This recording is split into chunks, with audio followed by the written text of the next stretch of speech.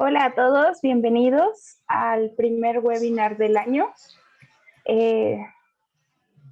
Vamos a esperar unos minutitos quizá en lo que se integra más gente, pero pues mientras vamos a hacer la presentación de nuestra expositora del día de hoy.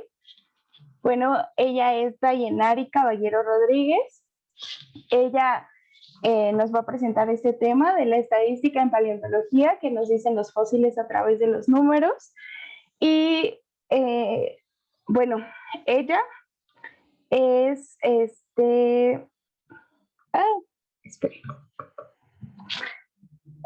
ella tiene sus áreas de experiencia de Dayenari son la paleoecología, la micropaleontología, el análisis de datos y la reconstrucción paleoambiental. Su formación es bióloga por la Facultad de Ciencias de la Universidad Nacional Autónoma de México. Hizo su maestría en el Instituto de Ciencias del Mar y Limnología, igual de la UNAM. Su doctorado lo realizó en el Instituto de Geología en la Universidad Nacional Autónoma de México y es profesora de estadística aplicada en la Facultad de Ciencias por más de 4 años. Actualmente se encuentra haciendo un postdoctorado en el Smithsonian Tropical Research Institute, donde se dedica principalmente a estudiar la vegetación tropical, moderna y antigua a través del registro de polen. También colabora con diversos grupos de trabajo en el análisis y visualización de datos en general. Y pues bueno, de nueva cuenta, bienvenidos a todos. Y pues damos paso a la presentación de Dayenari Caballero. Adelante, Dayen. ¿Qué tal? Muchísimas gracias a todos y gracias al equipo de PIES SN por la invitación. Entonces voy a ver si me permiten compartir la pantalla para empezar.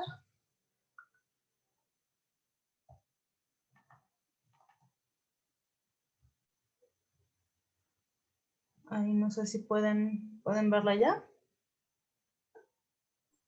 No, aún no. Aún no, ¿verdad?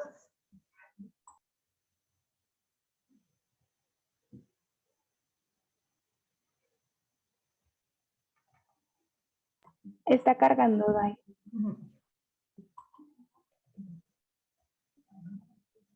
Ok, ahora sí, ¿verdad? Listo, sí. Bueno, pues entonces muchas gracias a todos por la invitación, a todos los asistentes también. Y bueno, yo quiero platicarles un poquito de lo que hago, de mi labor, que es hacer análisis de datos aplicados a datos fósiles o a datos extraídos de fósiles y con eso reconstruir un poquito de la historia del planeta en general. Entonces, me gustaría empezar siempre con un poquito platicando sobre la idea que hay general sobre la estadística, ¿no? Entonces aquí les pongo una caricatura de Alberto Mons, que me gusta mucho, que dice que hay gente que ya no cree en la estadística, ¿no? Que la gente cree que en general, si ustedes hacen una búsqueda rápida sobre citas acerca de la estadística, se van a dar cuenta de que muchas de las ideas que hay alrededor de esto tienen una connotación más bien negativa. Entonces siento que a veces la gente cree que la estadística es una forma como de maquillar los datos, de ocultarlos o de mostrar solamente una parte que nos ayuda a decir lo que queremos y no lo que entendemos, ¿no? Entonces siento que tiene un poquito una mala fama, mal ganada, pues, porque creo que es falta del entendimiento de los procesos estadísticos lo que hace que la gente desconfíe de ella.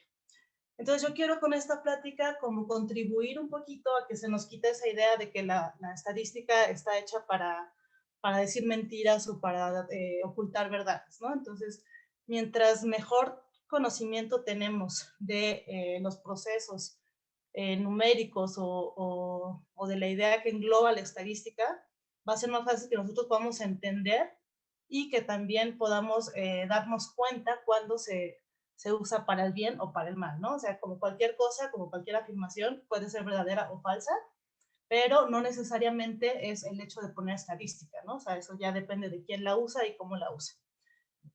Entonces, pues sí, quiero que nos quitemos esta idea de que la estadística está hecha para ocultar información, todo lo contrario, está hecha para resumirla, para mostrarla de una manera más sencilla. Y todo esto viene porque, bueno, la estadística trabaja con datos, con todo tipo de datos. Entonces, un dato por sí solo creo que no es informativo. Si yo les digo, bueno, fíjense que aquí llovió, ayer llovió y llovieron, no sé, 100 milímetros de lluvia. Eso la verdad es que sin contexto no les va a decir mucho. Entonces, ¿será mucho o será poco? Bueno, depende de dónde estás, depende de en qué época del año, depende de la situación, de cómo lo mediste, de todo. Entonces, un dato por sí mismo no es informativo. Para que un dato sea útil, tenemos que ponerlo en un contexto. Entonces, un contexto nos va a ayudar a hacer comparaciones. Entonces, cuando nosotros tenemos ya muchos datos, ya podemos decir que tenemos algo de información y trabajar con esa información, entonces sí ya podemos empezar a extraer, digamos, la parte interesante de los datos. Entonces, esta caricatura también me gusta porque es un poquito muy, digamos, ejemplifica muy bien el camino que se utiliza para ir desde la colecta de datos hasta el conocimiento en general, ¿no? O sea, el poder no solo entenderlos, sino manejarlos y utilizar esa información de manera que podamos trabajar con ella, modificar. Entonces, un dato sería, por ejemplo, evaluar las cosas que tienen a su alrededor, ¿no? Yo me imagino que todos o la mayoría van a estar en su casa, tienen, delante de ustedes tienen un monitor, van a tener tal vez lápices, tienen paredes, lo que quieran. Entonces, todos esos son datos que podemos recopilar.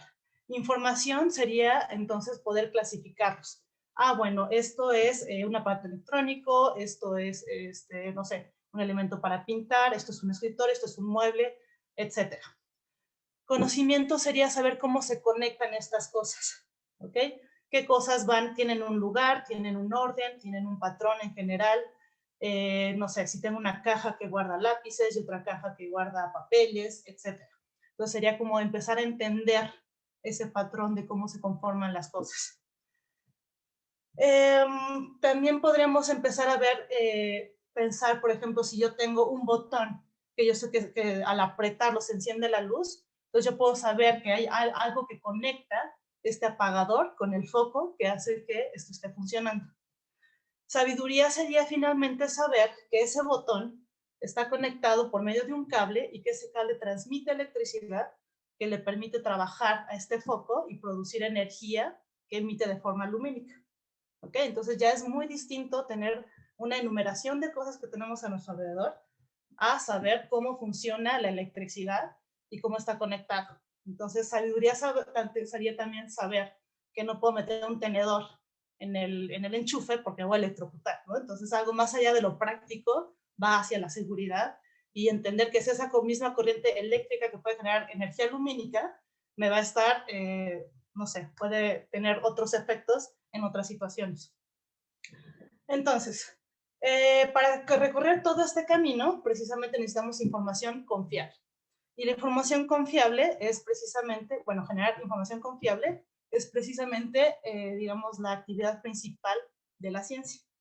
Entonces, en ciencia no se trata solo de buscar una verdad absoluta, sino de generar, bueno, por medio de la información, generar conocimiento en el cual podemos confiar, que se repita, y eso lo vamos a hacer por medio de métodos estadísticos, ¿ok?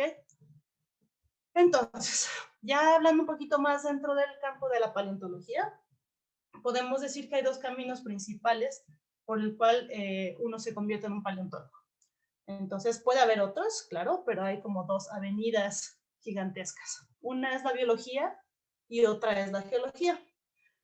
En mi caso, bueno, yo soy bióloga de formación y bueno, justo platicábamos un poquito antes de entrar en vivo con todos ustedes, que hay un poquito como de miedo de los biólogos de trabajar con números. Ajá, en general no nos gustan o no los entendemos muy bien o no los aterrizamos. Entonces a veces no sabemos, a lo mejor sabemos o somos capaces de hacer las operaciones numéricas, pero no entendemos bien cómo aterriza esto al final, o sea, cuando estamos hablando de cosas vivas o de datos acerca de animales o de plantas o de bacterias o lo que quieran.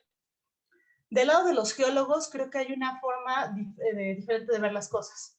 Los geólogos tienen una formación un poquito más, bueno, en el caso de México suele ser un poquito como de formación de ingeniería, Entonces llevan un poquito más de materias de tipo de cálculo, de, bueno, cálculo integral, diferencial, etcétera, un poco de probabilidades.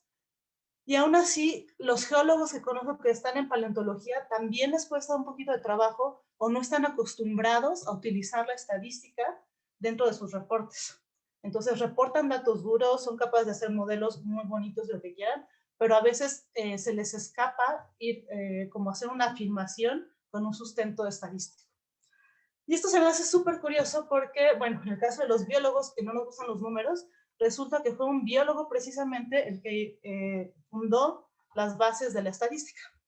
Este biólogo fue Ronald Fisher, que por ahí de los principios de 1900 ya está desarrollando un poquito de sus teorías. Y él era de hecho genetista. Entonces él estaba estudiando un poquito lo que hacía Mendel, no sé si recuerdan, sobre todo los biólogos. Mendel trabajaba con los chícharos y él, digamos, estableció las bases de las leyes de la herencia. Entonces Fisher se preguntaba cuál era la probabilidad de que Mendel hubiera observado estos datos, que él interpretó como transferencia genética, bueno, no sabía de genes todavía, pero transferencia, digamos, de padres a hijos. ¿Cuál sería la probabilidad de que él hubiera observado estos resultados que reportó si estos resultados fueran solamente por azar? Entonces, Fisher ya tenía una idea de que hay una variabilidad general de los datos que se da por simplemente forma azarosa. ¿Ok? Entonces, por azar, si ustedes toman, no sé, cualquier cosa que tengan a la mano, un lápiz, una pluma, va a tener diferentes longitudes o va a tener diferente peso, diferente uso, lo que quieran. Y eso va a depender, no sé, de la marca, de quién lo hizo, de qué uso tenga, de muchísimas cosas, ¿no? Están expuestos a muchos elementos externos y también en su formación que van a determinar sus características observables. Ahora, ¿cuánta de esa variabilidad nosotros podemos atribuirle a una característica en particular? O sea, ya sea, no sé, de la marca del fabricante o al uso que se le da. Quizá no es lo mismo un lápiz que se usa para escribir que un lápiz que se usa para dibujar, ¿no? Quizá el dibujo va a implicar más desgaste o un tipo diferente de uso. Entonces, de toda esta variabilidad, ¿cuál tiene un origen explicable? En el caso de los chícharos de Mendel, ¿cuál se debe a la herencia de los padres? ¿Y qué parte de esa variabilidad podemos adjudicarle al azar? Entonces, ese era como bueno, y sigue siendo el punto principal de la estadística. ¿Okay? ¿Cuántos de los cambios tienen una explicación? Y para entrar un poquito en esto, voy a hacer un ejemplo bueno, espero que quede un poquito más claro con las explicaciones para que empecemos a acostumbrarnos un poquito a ver estas cositas, estas distribuciones probabilísticas, ¿no? Principalmente que es lo que mostramos con estadística. Entonces, primero conceptos básicos. ¿Qué es la estadística? La estadística es el arte, digamos, de describir y de resumir la variabilidad de los datos. Entonces ya vimos que todo lo que sea medible o cuantificable o todo lo que puedan estimarle una característica, independientemente del tipo de datos que puedan tener, todo va a tener una variabilidad. No hay algo que sea completamente estable en el tiempo y el espacio. Entonces, la estadística justo se va a encargar de recopilar y de analizar esta información. Y nos va a ayudar a distinguir cuánto, bueno, una parte de estadística puede ayudarnos a distinguir la fuente de esta variación.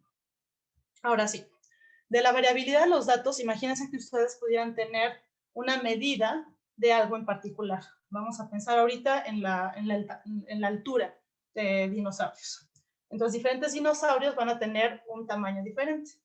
Y esto se puede cuantificar o lo podemos resumir por medio de un histograma de frecuencias. Entonces, lo que tenemos aquí son frecuencias y lo que nos indica este tipo de gráfica es que va a haber, para este caso, una mayor cantidad de organismos que van a tener medidas cercanas, digamos, a la media del total. Entonces va a haber muchos individuos que midan entre 25 y 30 metros, en este caso. Y va a haber pocos individuos que se distribuyan hacia los extremos de nuestro gradiente, ¿no? Este sería nuestro gradiente de la medida. Entonces vamos a tener poquitos individuos que sean gigantescos y poquitos individuos que sean, digamos, enanos. Entonces la mayoría se va a concentrar en el centro de la distribución. Si nosotros pudiéramos tener más y más datos, entonces nosotros podemos ir construyendo una distribución cada vez más, digamos, más, con una forma más reconocible, que es esta forma de campana. Entonces, si tenemos más datos, aquí las frecuencias aumentan, pero vamos a ver que la misma proporción de datos se van a concentrar en la parte central de nuestro gradiente. Entonces, seguimos teniendo muchos a la mitad y poquitos a las esquinas.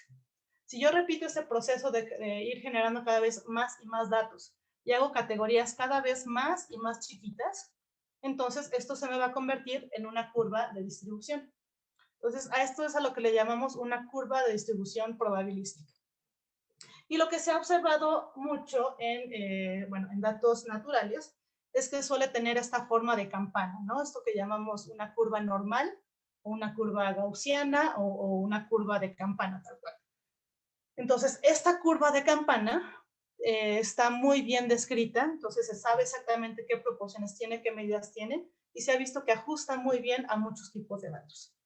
Digo, no todos se van a distribuir de esta forma, pero la mayoría. Entonces, a partir de esta forma de campana, de esta curva normal, le vamos a decir, es que se ha desarrollado una gran parte de la estadística que llamamos paramétrica. Entonces, si tenemos nosotros un montón de individuos, ya habíamos quedado que la mayoría se van a distribuir en la parte central de esta distribución. Y vamos a tener nuevamente poquitos individuos, esto de aquí es frecuencia, recuerden. Entonces vamos a tener a la mayoría de los datos, aquí están cerca de 2000 individuos que se distribuyen en la zona central, ¿no? Todo esto se va sumando. Una cosa importante es que el área debajo de la curva va a sumar, siempre va a ser igual a 1. Perdón, esto es solamente 1. Entonces, 1 va a ser la proporción final, digamos va a contemplar la totalidad de los casos. Si yo tengo solamente la mitad de la distribución, aquí no tengo otro color, pero si yo solamente estoy usando, digamos, fijándome en cuántos individuos miden menos del promedio, entonces el total de esta proporción sería 0.5. 0.5 significa que el 50% de los individuos yo esperaría que tuvieran, que midieran por debajo del promedio, ¿ok? Entonces es una de las características de esta curva, que es completamente simétrica hacia los dos lados. Entonces, ¿cómo trabajamos con esto? ¿Cómo lo visualizamos? Esto sería para una sola población. Si yo quisiera comparar diferentes poblaciones, esta curva también va a tener una medida de dispersión, va a estar caracterizada por un centro que habíamos dicho que era el punto de mayor frecuencia y a partir del cual es simétrica la curva, y va a tener una medida de dispersión que me va a decir qué tan amplio o estrecho es la distribución alrededor del centro. Entonces, ahorita regresamos a esto. Si yo tuviera dos poblaciones distintas, entonces puedo caracterizar cada una de las poblaciones y compararlas por medio de sus curvas de distribución. Entonces, ya sea que su centro cambie, o sea, que el promedio de la medida cambie para las dos poblaciones, o que cambie su medida de dispersión.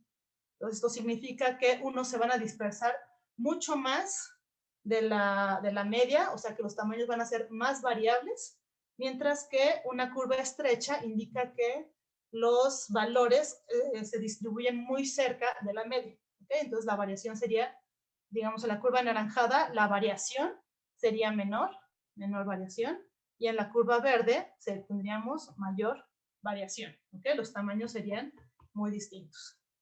Ahora sí, esto nos va a permitir comparar diferentes poblaciones.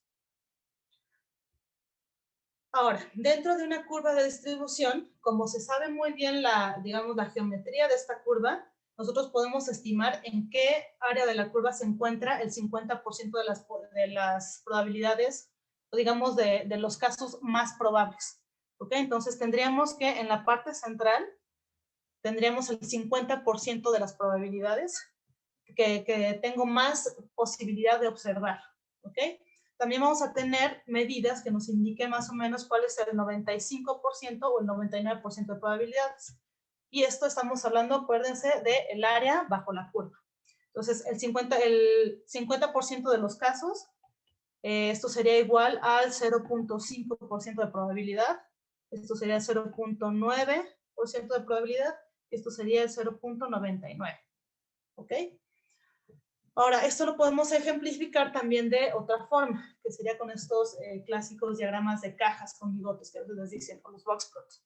Entonces, donde el centro está indicando ya sea la media o la mediana, en un caso de, bueno, en el caso de una distribución completamente normal, sería el mismo, pero también nos van a decir, o sea, un diagrama de este tipo también nos dice cómo se está distribuyendo a lo largo de nuestro gradiente, ¿no? Entonces, usualmente los bracitos nos van a dar una indicación, a veces es el 95 o a veces es el 99% de los casos, en qué áreas se están concentrando, o más bien en qué parte de nuestro gradiente se están concentrando, y ocasionalmente también vamos a ver estos puntitos por fuera, que serían como los outliers, ¿no? O sea, los casos menos frecuentes. Entonces, nos da una idea del rango completo de la distribución de nuestros datos, pero también nos está diciendo al mismo tiempo dónde se concentra la mayoría. Ahora, cuando nosotros visualizamos este tipo de diagramas, ya podemos compararlos entre sí. Entonces, si nosotros tenemos 3 grupos, en este caso, si tuviéramos 3 especies de dinosaurios con diferentes distribuciones, ahora sí ya las podemos comparar, ¿no? Si nuestra variable X aquí significa la altura, ¿cuál sería nuestro grupo de dinosaurios más altos? Pues el que tenga los valores más altos o la distribución más alta. En este caso sería nuestra especie C. ¿Ok? Entonces, aunque todos tienen organismos, digamos, los más pequeños de la especie C, están dentro del rango de tamaño de las otras especies, en promedio, esta especie es más alta que las demás. ¿Ok? Entonces, también, por ejemplo, podemos hacer comparaciones de, bueno, la estadística nos permite decir cuándo las diferencias entre especies serían estadísticamente significativas. Aquí, por ejemplo, entre A y B, pudiera ser que no se ve o no se observa una diferencia muy grande, pero con la especie C, aquí sí es muy claro que es tanto diferente a A como a B. ¿Okay? Entonces, la estadística también nos ayuda a decir qué tanto es tantito. Las distribuciones son claramente distintas en todos los casos, pero entre A y B hay una pequeña diferencia. Entonces, bueno, aquí no tengo números duros, pero yo podría decir, yo podría hacer una prueba que me diga ya con elementos numéricos o con una probabilidad estimable cuál es la diferencia o con qué seguridad puedo afirmar yo que especies A y B miden lo mismo y que C mide una distancia diferente. ¿Ok? Entonces, para eso también es como una de las fortalezas de la estadística. Nos ayuda a distinguir qué tanto es tantito. Entonces, siempre va a haber diferencias, pero son esas diferencias suficientemente consistentes como para yo poder decir o afirmar que una especie es más grande que otra. Bueno, para eso también usamos estadística. Entonces, este concepto que empezamos a trabajar de la significancia estadística tiene que ver entonces también con la distribución normal. Entonces, en este caso, más que digamos, el parámetro como tal, vamos a estar midiendo la distancia entre grupos. Entonces, si medimos a todos los de A y medimos a todos los de B, podemos ver, comparar entonces cuál es la diferencia si yo midiera, por ejemplo, todos los elementos del grupo A contra todos los elementos del grupo B, voy a tener un montón de distancias. Esas distancias también las puedo graficar y muy probablemente van a tener esa distribución normal. Ahora, de estas distancias, algunas se pueden explicar por el azar, aquellas que están cerca de la media, y va a haber distancias que van a estar demasiado lejos de la media como para que yo pueda decir que eso se debe al azar. Entonces, a eso nos referimos con lo que nosotros podemos esperar por el azar. Usualmente está definido por un concepto que le llamamos alfa, ¿no? Entonces, alfa es, digamos, el límite que yo puedo esperar o que yo me voy a permitir de equivocar. ¿Ok? Entonces, Usualmente en ciencias dejamos esto, lo fijamos en 0.05. Si uno quiere ser muy estricto, lo puede bajar a 0.01 o lo puede uno ser más laxo y dejar en 0.1, etc. Entonces, eso ya es como a criterio de cada quien. Esto es muy usado en ciencias, sobre todo en ciencias de la Tierra. Ahora, toda la zona que sea entonces demasiado grande, todas aquellas distancias que sean mayores o que sean muy chiquititas, esas no se las puedo adjudicar a esta zona. Bueno, cuando ustedes ven estadísticas, le llaman como la zona de rechazo y la de no rechazo. Entonces, ¿qué es lo que se rechaza? Se rechaza siempre lo que llamamos como hipótesis nula o H0. La hipótesis nula es precisamente la hipótesis que dice que las diferencias o que los datos observados son producto del azar. Y de ahí sale este concepto que vemos siempre, que es lo que tenemos que reportar nosotros cuando queremos hacer un artículo, que es el valor de P, un pi-value. Entonces, el valor de P tal cual nos dice cuál es la probabilidad de que los datos observados sean producto del azar. O la probabilidad de cometer un error de tipo 1 que implica que estamos rechazando una hipótesis que podría ser verdadera. Entonces, queremos que, o sea, p-value, véanlo como si fuera algo malo. Entonces, nosotros, este p-value es una probabilidad de cometer un error. Nosotros queremos que este valor sea pequeño. Nosotros queremos que al hacer una afirmación, la probabilidad de equivocarnos sea pequeña. Ajá, entonces queremos que este valor sea siempre menor que alfa. Alfa quedamos que iba a ser nuestro límite, nuestro umbral. Entonces, este p-value significa, el hecho de que el p-value sea menor que 0.05, significa que vamos a estar en el área de la distribución de la curva, que sea muy, muy poco probable caer en ella. ¿Okay? Si es muy poco probable caer en ella y de todas formas estoy cayendo ahí, significa que hay algo que me está llevando a ese lugar. Entonces, implica que sí hay un efecto o que sí hay una causa para estar cayendo consistentemente dentro de esa área. Si yo hago muchas pruebas y a veces caigo en la zona de rechazo, pero a veces estoy cayendo aquí, el valor puede ser producto del azar. Entonces ese p-value sería alto. ¿Okay? Entonces, ese p-value es la probabilidad de equivocarme. Yo no quiero que eso sea alto y por eso voy a estar buscando siempre caer en digamos, en los extremos de la distribución. Ahora, bueno, no sé si hasta aquí haya quedado un poquito claro. Si no, pues ya me preguntan. Al final vamos a tener un espacio de preguntas y respuestas. Y quisiera llevar esto ya más al área de paleontología. Entonces, en paleontología tenemos muchos tipos de fósiles y los diferentes tipos de fósiles también van a producir diferentes tipos de información. Entonces, por ejemplo, bueno, mi especialidad es el polen y el polen es muy versátil porque en una muestra muy pequeña podemos encontrar cientos o miles de granos de polen y al identificarlos nosotros podemos darnos una idea de la comunidad en general que existió en un momento determinado, bueno, que existió y que se pudo conservar, ¿no? Pero también va a haber tipos de fósiles que nos van a hablar de individuos completos, ¿no? Bueno, difícilmente encontramos un fósil o un organismo fosilizado completamente, pero por medio de alguna de las partes nosotros podemos hacer identificaciones y podemos decir algo de la forma de vivir de este organismo. Si era grande, si era pequeño. La composición del fósil también nos va a decir información de cómo vivía o cómo se conservó. Nos puede decir también un poquito del ambiente donde estaba. Entonces, no solo nos hablan de sí mismos, los fósiles del mismo organismo, sino que nos hablan de lo que había afuera. Entonces, ¿cómo tratamos con toda esta información? Los fósiles usualmente tenemos una parte incompleta de lo que había realmente en el momento que se formó ese fósil. Entonces, nosotros hacemos uso de lo que conocemos hoy en día para rellenar esos huecos.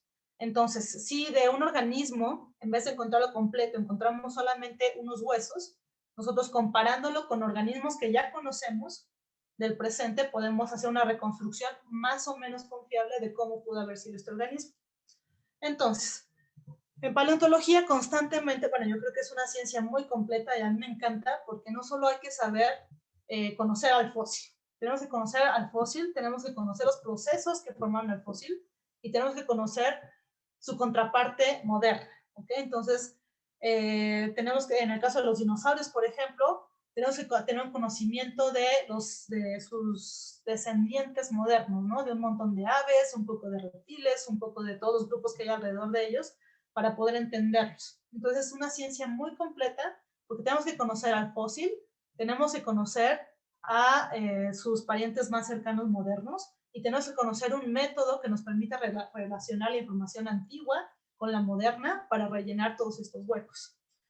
Y a partir de eso, entonces sí podemos llegar a ciertas conclusiones, ¿no? Y poder sacar información útil de los fósiles.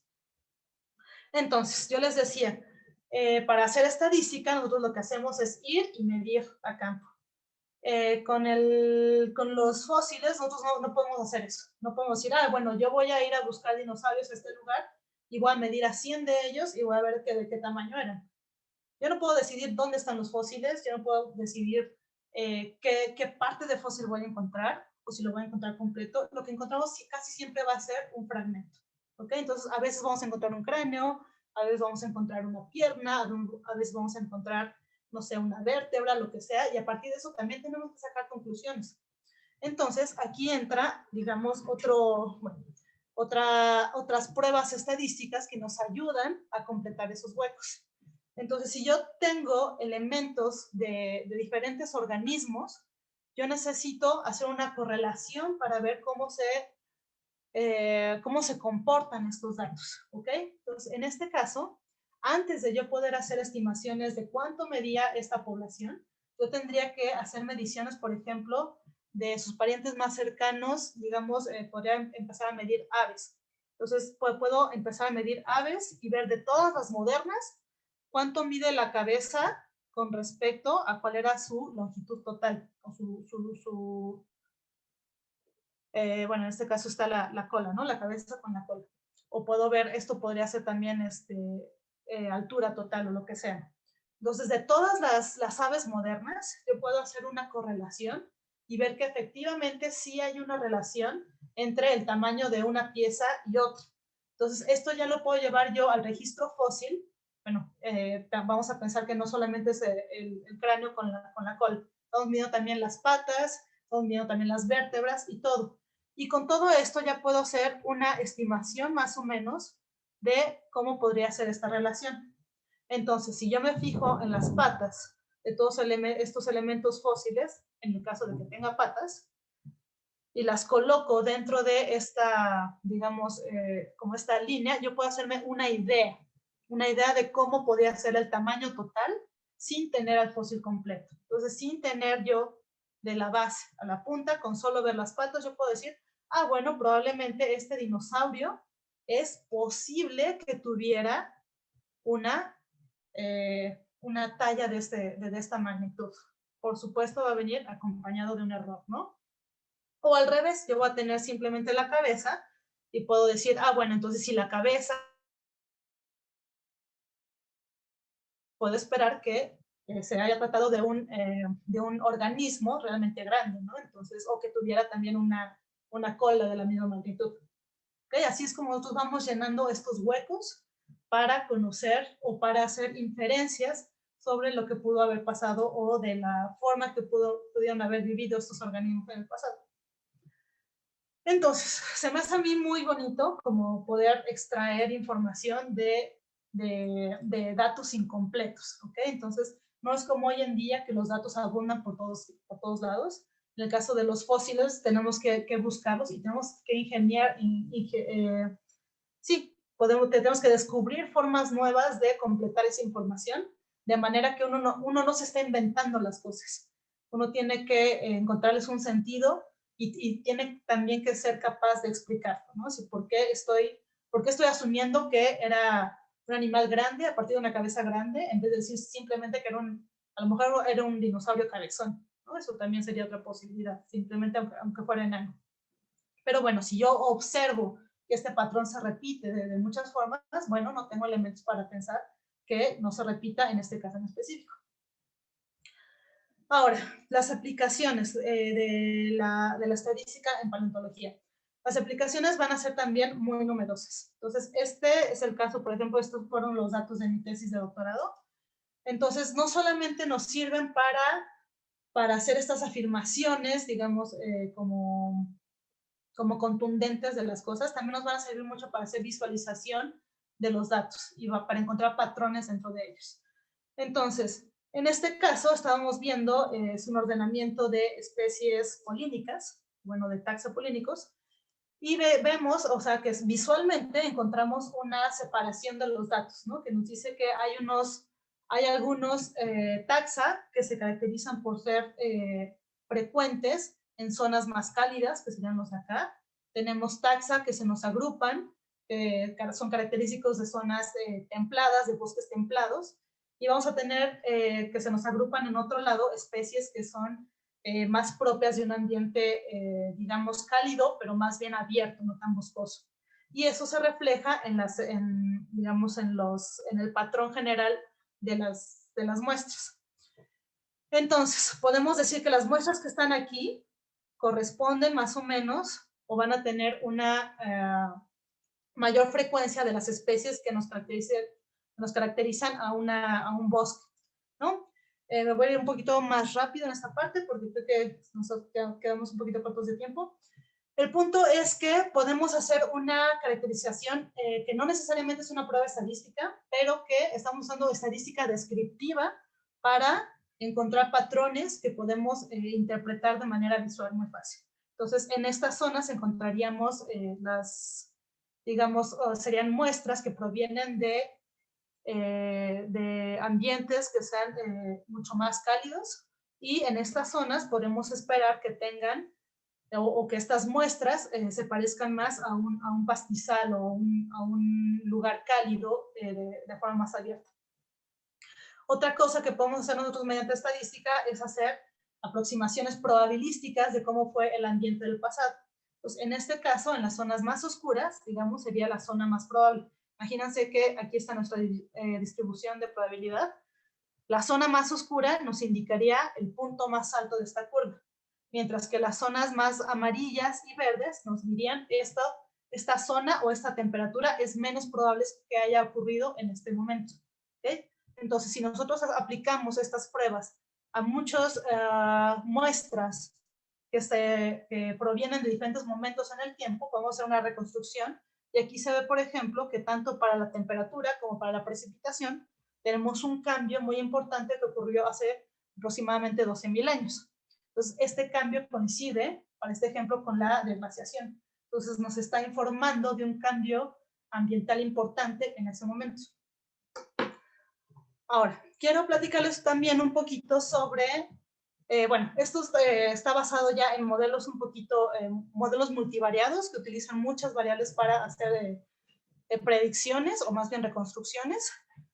Pero también, o sea, quiero que tengan en cuenta que la estadística no tiene que ser complicada. Hace unos días salió en Science un artículo sobre la vegetación de los trópicos, principalmente de Colombia, y de cómo fue cambiando, en este caso, como consecuencia del impacto del meteorito. Entonces, este artículo es de Mónica Carvalho, que creo que andaba por ahí. Y a mí me encantó porque al final la estadística que se aplicó en este artículo fue súper sencilla.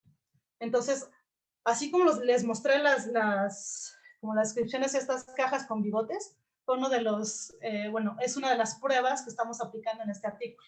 Entonces, simplemente estamos viendo diferentes tipos de plantas, cómo se distribuyeron en diferentes momentos en el tiempo. ¿Ok? Y por medio de una estadística muy simple, estamos viendo que antes del impacto, digamos, los grupos de estas plantas se distribuían, eran muy similares entre sí. La estadística nos dice que aquí no había una diferencia entre la cantidad de componentes de diferentes grupos de plantas, mientras que la diferencia sí es estadísticamente significativa después del impacto.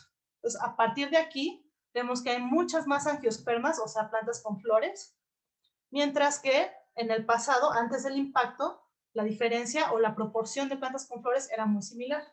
Lo mismo pasa con la diversidad, ¿ok? No solo estamos evaluando la composición, sino, digamos, la estructura en general de la comunidad de plantas.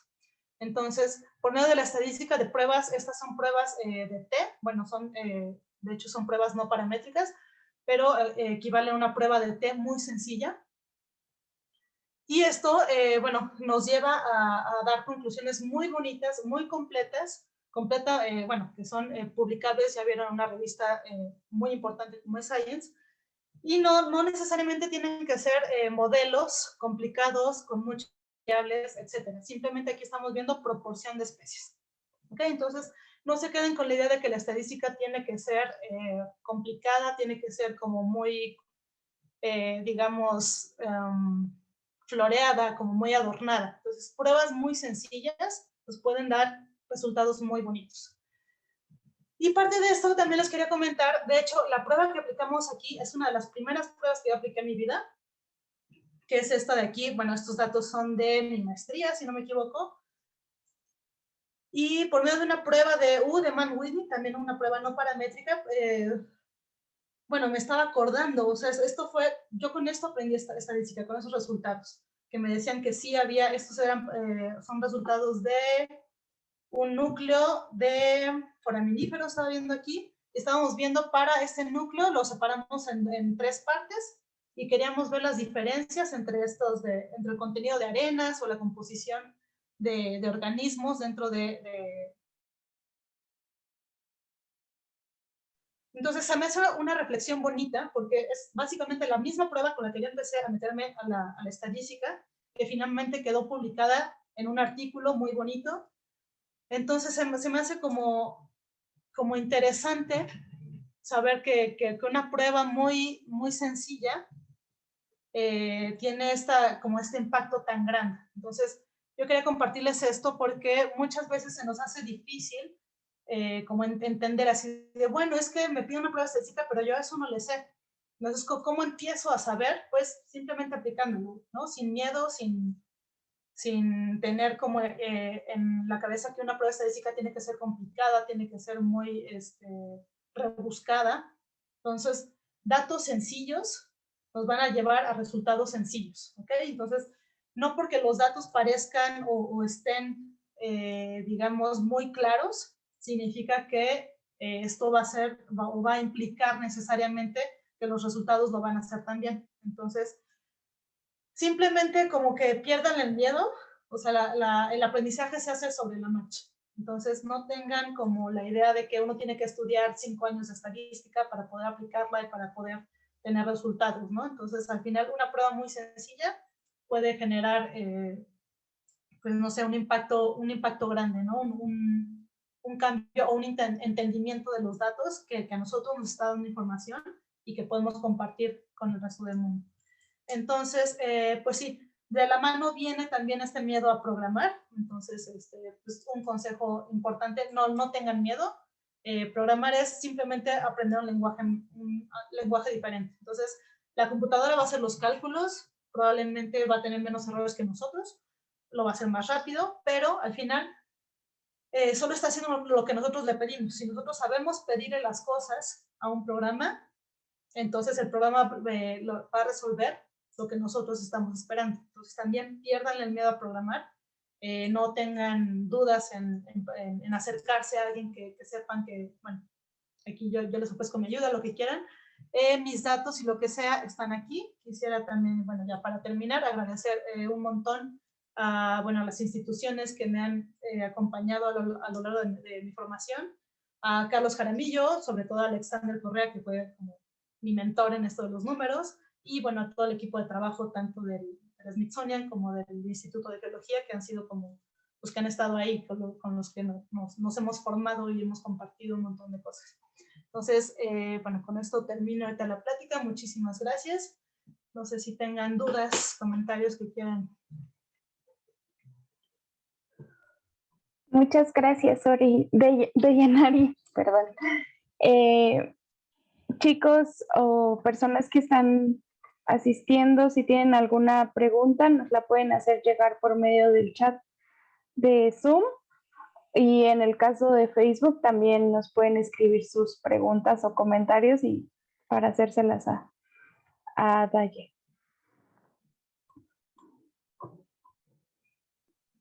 ¿Alguna pregunta?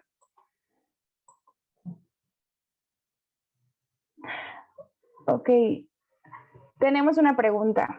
Dice, para empezar, dicen, muy interesante, Dayanari, y dice la pregunta, he hecho un gráfico de bigotes para comparar la evaporación de un lago entre 5 periodos climáticos. En este tipo de análisis, ¿qué datos se reportan en un artículo? Tienes que reportar siempre tu P, tu valor de P. Tienes que reportar también siempre el número de individuos que estás usando para tu prueba. Entonces, si tienes, creo que dijiste 5 lagos, entonces tendrías que reportar siempre a cuántos, o sea, con cuánta información estás trabajando. Pues también, bueno, eso es importante, como les decía, el tamaño de muestra sí importa. Pues no es lo mismo tener un tamaño de muestra pequeño, que nos va a generar un error usualmente más grande. Mientras mayor es nuestro tamaño de muestra, más nos vamos o bueno, dependiendo de los datos que sean, pero nuestra P va a ser, digamos, más poderosa. ¿Okay? Entonces, un número pequeño de datos puede que no se alcance a desarrollar bien como esta distribución que habíamos visto. Entonces, por eso conviene que tengas tamaños grandes de observaciones. Pero si tienes muchas observaciones en cada uno de los lagos, perfecto. Hay que reportar cuántas hay en cada lago y tu valor de P final. Gracias. ¿Alguna otra pregunta?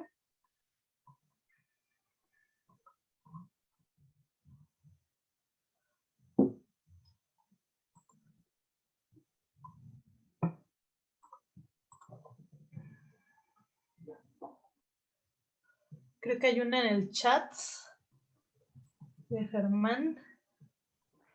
Sí, cierto. Yo te la leo. En el caso de tener pocas muestras, ¿hay alguna estrategia para lidiar con dicho problema? Sí, y de hecho, eso era algo que les iba a comentar, pero que ya se me pasó. Aquí, por ejemplo, en el caso de la diversidad de plantas, en el primer panel, tenemos, digamos, la línea negra es la diversidad total, completa. En el caso de los organismos fósiles, como les decía, no siempre vamos a tener la comunidad completa, ¿no? Entonces están los que pudieron conservarse y también los que nuestro método o sea, al momento de observar el microscopio, a veces son tantos que no podemos observar una muestra completa. Entonces, lo que se hace es un remuestreo, en este caso, para que sea comparable con lo moderno, por ejemplo, que sí sería una muestra más o menos completa. Entonces, tenemos aquí en la línea sólida, sería el dato final de la cuenta completa, pero aquí en la sombra tenemos un remuestreo. Entonces, lo que hacemos aquí es decir, bueno, en una comunidad moderna, no sé, tenemos 100 individuos y en el fósil solo pude recuperar 30. ¿Okay? Entonces es mucho menos de lo que pudiera observar, pero yo sé que hay un proceso que puede destruir parte de esta comunidad. Entonces lo que hacemos es que se hace un remuestreo. Digamos, la comunidad moderna, yo puedo decir, bueno, tengo 100, pero si yo solo hubiera encontrado 30, ¿cómo pudo haber sido esta comunidad? Entonces saco 30 de esos 100 aleatoriamente y hago una estimación. Luego los vuelvo a revolver. Saco otros 30 igual aleatoriamente y repito muchas veces este proceso. Entonces, esto nos va a hacer que la estimación pueda ser a veces mayor y a veces menor. Pero esta estimación también va a tener una distribución y esa distribución va a hacer que la mayoría de los datos caiga cerca de dentro. Entonces, sí hay un método para lidiar con este problema que sería un remuestreo.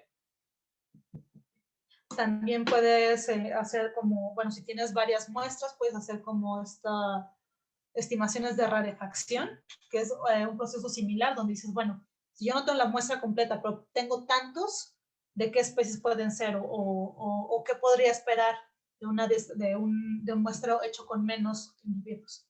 Entonces ya haces una aproximación probabilística. Espero que haya respondido tu pregunta, Germán. Sí, nos puso que fantástico y muchas gracias. También tenemos una felicitación de Lizeth Pérez, de felicidades por la presentación y por la contribución en la ciencia. Tenemos una pregunta de Nancy y dice, ¿cuál es tu recomendación para hacer análisis exploratorios de los datos? ¿Por dónde empezar? ¿Por dónde empezar? Grafícalos. O sea, lo más sencillo es estas gráficas de frecuencias, son muy informativas. También si tienes varias variables, distintas variables más bien, puedes comparar una contra otra para ver los patrones. Sí, lo más fácil, creo que visualmente es mucho más fácil absorber la información.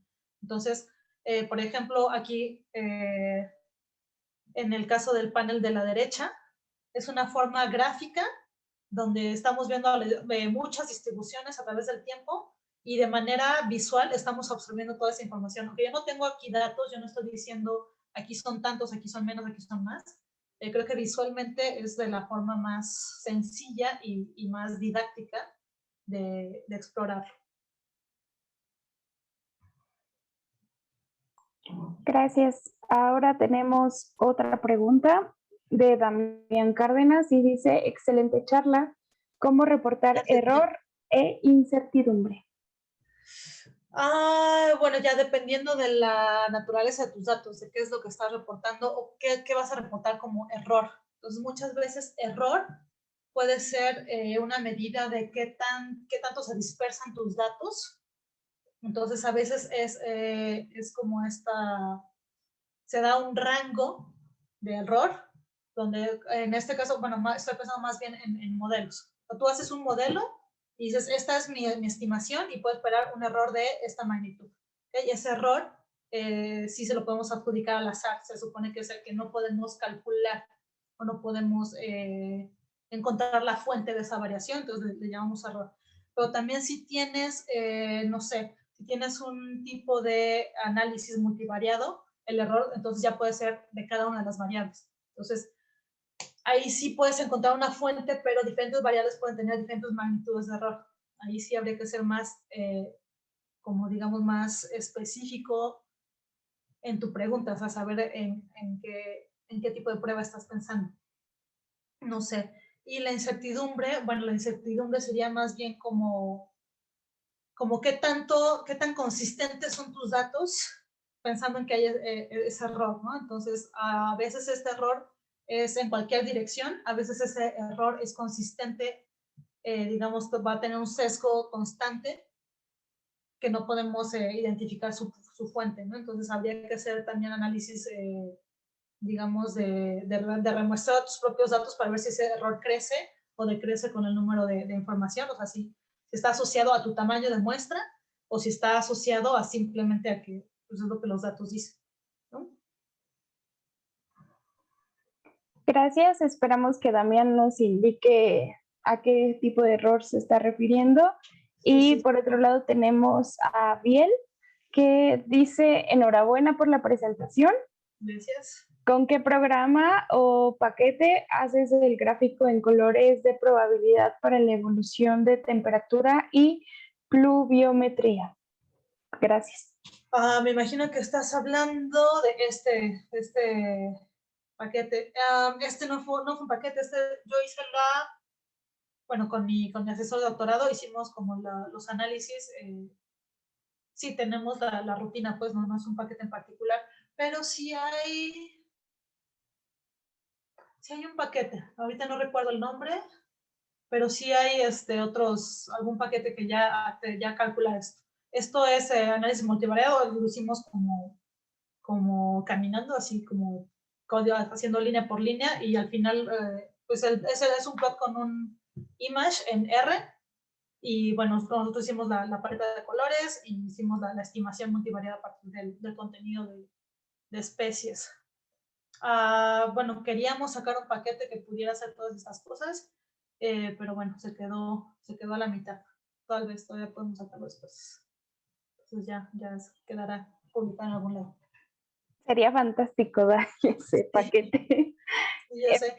Rioja, creo que el paquete Rioja tiene algo que hace algo parecido, no con colores, pero sí hace como estas estimaciones de temporales. Ok. Tenemos otra pregunta, dice Andrea Rodas. Buenos días, felicidades a la conferencista. La pregunta es, ¿puedo unir años para encontrar la cantidad mínima de organismos o es mejor el remuestreo que indica? Depende de tu resolución y depende de tu pregunta. O sea, hacia dónde va dirigido como tu pregunta de investigación. Sí sería válido los dos casos. Remuestreo sería solamente si tienes tamaños de muestra muy distintos. O sea, si tienes como... O sea, por ejemplo, podrías unir años, pero si tus números varían mucho, donde ya tenías muchos años o tenías suficientes individuos, ahí también tendrías que sumar años para que todo fuera como comparable. Entonces la proporción tendría que seguiría siendo muy distinta. Entonces ahí a lo mejor te convendría hacer este análisis de rarefacción para ajustar tus muestras hacia el número más pequeño de individuos. De acuerdo. Ahora tenemos otra de Carmen Acosta. Dice, gracias por la plática, muy interesante. Gracias. ¿Podría mencionar qué método probabilístico uso para la estimación de temperatura y precipitación? Bueno, aquí, de hecho bueno, al final debería de... Este es un artículo publicado, es, de Cabello Rodríguez et al. En 2018. Si no me equivoco, está en Red Palpal, en Reviews of Palynology and Paleontology. Si quieres después, acá les dejé mis datos. Si quieres, mándame un correo y te envío el artículo para que lo puedas revisar. Esta es una estimación multivariada hecha a partir de las especies, las observaciones modernas de estas especies. Lo que hicimos fue hacer un muestreo moderno primero y a partir del muestreo moderno interpretamos las muestras fósiles. Entonces, si me escribes a este correo, yo te mando el artículo para que puedas ver la descripción. Muchas gracias, Tai. Ignacio pregunta, cuando mi p-value es demasiado alto y no puedo rechazar mi H0, ¿qué puedo decir o hacer con mis datos? Puedes establecer, bueno, si ya hiciste una pregunta y esa pregunta resulta que no puedes rechazar tu hipótesis nula, pues se reporta, ¿sí? De que esos datos no hay, bueno, que la variabilidad de esos datos es muy probablemente producida por el azar. O sea, sería un resultado negativo. Eso también, hay mucha idea de que los datos, el P tiene que ser menor que 0 y que si no me da, entonces puedo sacar más datos y entonces P sí va a ser menor que 0. No, también es probable que tu pregunta simplemente la respuesta sea no. O sea, si tú puedes decir, bueno, yo, no sé, si tu pregunta era que, no sé, mis bichos son más grandes que tal número, la respuesta puede ser no, tus bichos no son más grandes que ese número y ya. O sea, y eso también es un resultado, también lo puedes reportar. Es decir, no hay evidencia para decir que mis bichos tienen un tamaño mayor a tal. O sea, creo que faltan reportar también estas cosas, ¿no? Uno quiere reportar una P menor que 0.05 siempre y a veces por no reportar este tipo de resultados va a haber alguien detrás de ti que se haga la misma pregunta y va a ocupar tiempo y esfuerzo en responderla. Y si le sale negativo otra vez, pues no la reporta y alguien más va a tratar de hacer lo mismo. Creo que deberían de reportarse estos resultados también justo para evitar que se estén cometiendo o que se siga destinando energía en hacer estas pruebas, ¿no? Si alguien ya vio que no pasa, pues es completamente válido. Habría que reportar. Ok. Damián, el chico que preguntaba sobre el error y la incertidumbre, nos puso que estaba pensando en el análisis multivariado cuando hizo la pregunta. Ajá. Sí, Okay. Damián, también si quieres me puedes escribir y lo platicamos ya un poquito con más de contexto, ¿no? Porque a veces así al aire, a veces yo no entiendo ni lo que yo hago, entonces necesito aterrizar las cosas para verlas. Ok, Esteban Osorio nos escribe, ¿consideras que existe un número específico de variables para dar mayor porcentaje de explicación en el análisis multivariado?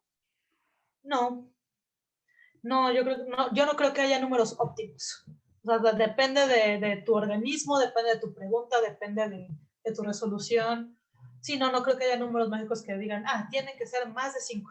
A veces 2 pueden ser suficientemente explicativas, a veces 1, y entonces sobra el elemento multivariado.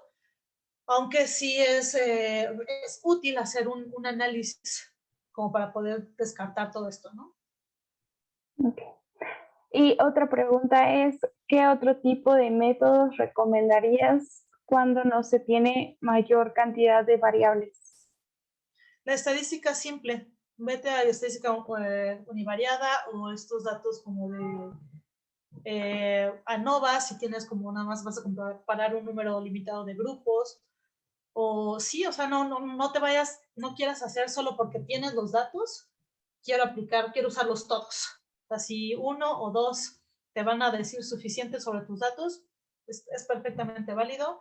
A veces son análisis más elegantes, más bonitos. O sea, al ser como minimalistas, así de, bueno, yo no me voy a llenar de ruido metiéndole un montón de información que no me está aportando gran cosa, ¿no? Entonces, a lo mejor un análisis multivariado exploratorio que te diga, estas son tus variables importantes, y entonces a esas les aplico digamos, la prueba estadística. O sea, si me dice que son 2 está perfecto. Si me dice que es 1, qué bonito. O sea, tengo bichos que responden a una sola variable. Entonces van a ser como mucho más claros en su respuesta. Ok, tenemos otra pregunta y creo que por el momento puede ser la última. Si alguno más tiene otra duda o comentario, puede hacérselo llegar personalmente al correo de Daye. Y Roshana Alveo nos pregunta, gracias, bueno, primero te felicita, gracias por la presentación. Gracias. Mi pregunta es, si tengo muchos datos y realizo un PCA para ver cómo se relacionan entre ellos, ¿cuál es la mejor manera para empezar a interpretar estos resultados? Pues casi siempre la mayoría de los datos multivariados se interpretan de manera muy similar. Entonces, si tú ves que se te agrupan, bueno, no sé, tus descriptores en una zona, significa que que sus frecuencias van a covariar juntas. Entonces, cuando uno es alto, el otro es alto. Y esto tiene también esta interpretación en el panel de las muestras. Entonces, tú ya sabes que las muestras que se ubican en esta parte digamos, de tu biplot, estas muestras van a ser altas en estos organismos, por ejemplo, o en estos descriptores. Las que están cercanas van a tener, digamos, comportamientos similares. Si están lejanas dentro de tu biplot, van a tener comportamientos inversos. Entonces, yo creo que es son análisis bonitos porque son muy fáciles de interpretar, precisamente. O sea, los que están cercanos se parecen entre sí, los que están lejanos son diferentes entre sí. Si están muy cerca del centro, entonces no te están diciendo nada. Entonces puede que sea como una señal un poco sorda a lo que estás tratando de explicar. Entonces sí, busca quienes están en los valores más altos, o sea, positivos o negativos. Bueno, Dai, pues muchísimas gracias por tu presentación. La verdad es que con esto se nos quita un poco el miedo para entrarle a la estadística y sí, creo que nos fue muy útil para poder entender esta relación entre los fósiles y la estadística y qué nos están diciendo a través de su presencia o ecología, ¿no? Pues muchas gracias, Dai. No, gracias a ustedes por la invitación. Daye, muchas gracias, ha estado espectacular. Gracias, Diana. Gracias y gracias a todos por venir y estén pendientes de las redes de Peyes para próximos webinars, aproximadamente en 2 meses, y en una semana podrán ver esta presentación y encontrar las anteriores en nuestras páginas de YouTube o Facebook. Y gracias, Dae.